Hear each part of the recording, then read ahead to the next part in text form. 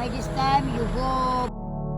Teacher Lilia, ang babaeng sorbetera. A mini-documentary. Dekada 90 nang unang mapansin ng karamihan ang isang babae na naglalakad sa National Highway at nakakarating rin sa anumang sulok ng mga barangay sa bayan ng Mlang dito sa lalawigan ng Cotabato.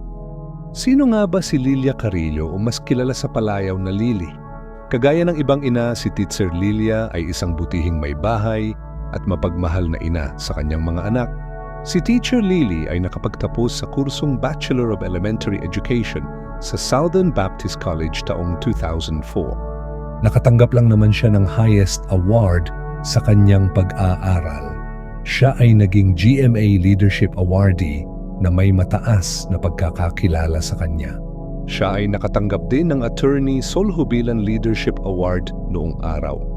Panghuli, siya ay naging SSG President noong 2003 hanggang 2004 sa parehong paaralan. Nangarap si Teacher Lili na maging isang successful teacher at maging isang matagumpay na businesswoman at politician. Ngunit sa isang iglap, naglaho ang lahat.